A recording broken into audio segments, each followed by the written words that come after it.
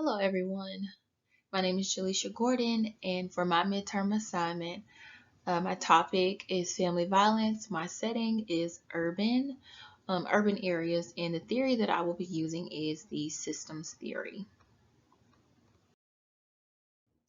The overview of the presentation, I will be going over the social issue, family violence in urban areas, family violence and the systems theory, how family violence affects children, the Family Violence Prevention and Services Act for my program, and just a bit of data on family violence.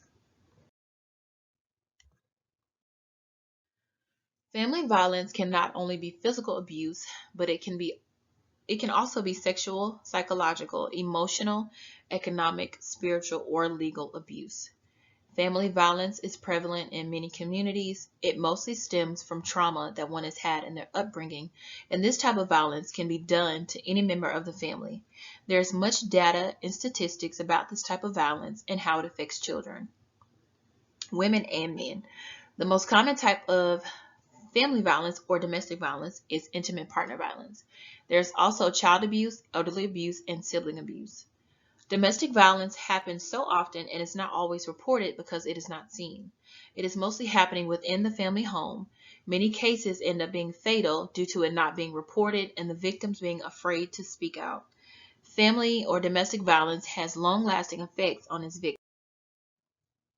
Family violence in urban communities. Those who live in urban areas and experience family and domestic violence have much more access to resources than those who live in rural communities.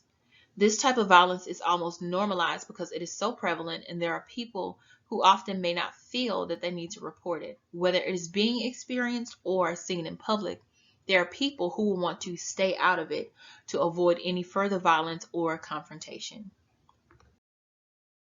Systems theory and family violence. Systems theory in social work is based on the idea that behavior is influenced by a variety of factors that work together as a system. These factors include family, friends, social settings, economic class, and the environment at home. In this particular theoretical approach to social work, professionals observe the many systems that contribute to the subject's behavior and welfare. They then work to improve those systems according to the individual's unique situation. Systems theory relates to this chosen topic because when someone perpetuates this type of violence, it is not something that they one day decided to act upon randomly. Most times, it is what was seen, learned, and heard. Moreover, it has to do with trauma as well.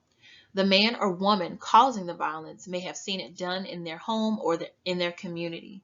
When a small child witnesses family violence in the home, it causes trauma. Intergenerational trauma comes into play due to what has been witnessed within the home. Violence that comes from trauma can become normalized behavior when not dealt with. In turn, one can grow up to think that it is normal to cause physical, emotional, or mental harm. Often, unfortunately, the child or victim becomes an abuser as well. Family and domestic violence typically has long-lasting effects on children that can be physical and psychological. When social workers encounter families with this issue, it is important for them to assess the situation and use the needed tools and techniques to provide appropriate services. These are a few assessment tools or interventions that a social worker could use while working with a family with this certain situation of family violence. And of course, pulling from the systems theory, they could use genograms, eco maps, multi-generational genograms, and family and parent coaching. Family violence and Christian homes. Christian women who suffer domestic violence display a tendency to use Christian symbolism and religious language to explain or tolerate abuse, and to remain in or return to marriages that contain domestic violence. What, though, is the prevalence of intimate partner violence, domestic violence, in Christian families? Katrina Kelmendi argues that research on domestic violence was not undertaken until the 1960s because of cultural norms that refused to consider it a problem with consequences. This information also goes along with many domestic violence instances not being reported. It could be due to culture, religion, or even for the sake of family preservation. Majority of the time, some women or even men don't want to report out of fear or safety concerns for the children if they have them. Effects of family violence on children and family. Children and parents living with domestic violence seek support in different ways. They may turn to their extended families or friends in their faith communities or their cultural traditions to find connection, stability, and hope. Children may find their own coping strategies, and some do not show obvious signs of stress. Others struggle with problems at home, at school, and in the community. You may notice changes in your child's emotions, such as increased fear or anger, and behaviors such as clinging, difficulty going to sleep, or tantrums after an incident of domestic violence. Children may also experience longer-term problems with health, behavior, school, and emotions, especially when domestic violence goes on for a long time. For example, children may become depressed or anxious, skip school, or get involved in drugs. Here is some data on the effects of family violence in children. 5 million children witness domestic violence each year in the U.S. 40 million adult Americans grew up living with domestic violence. Children from homes with violence are much more likely to experience significant psychological problems, short and long term. Children who've experienced domestic violence often meet the diagnostic criteria for post-traumatic stress disorder or PTSD, and the effects on their brain are similar to those experienced by combat veterans. Domestic violence in childhood is directly correlated with difficulties learning, lower IQ scores, deficiencies in visual motor skills, and problems with attention and memory. Living with domestic violence significantly alters a child's DNA, aging them prematurely 7 to 10 years. Children in homes with violence are physically abused or seriously neglected at a rate of 1,500% higher than the national average. Those who grew up with domestic violence are 6 times more likely to commit suicide and 50% more likely to abuse drugs and alcohol. If you grew up with domestic violence, you're 74% more likely to commit a violent crime against someone else. Here's a chart that explains the proportion of children with school conduct problems by family type and exposure to domestic violence.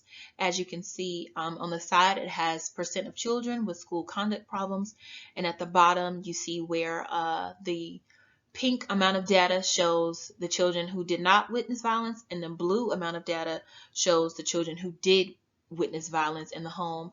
And as you can see, whether the parents were married, divorced, or separated, or if they were never married, the percentage of children who did witness violence in the home was always higher. The program that I chose was the Family Violence Prevention and Services Act. The Family Prevention and Services Act, or FVPSA, supports life-saving services for victims of domestic violence and their children, including emergency shelters, crisis hotlines, counseling, and programs for underserved families throughout the United States, American Indian, and Alaskan Native territories. It was first authorized in 1984 and administered by the U.S. Department of Health and Human Services. FVPSA is the only federal funding source dedicated to domestic violence shelters and programs.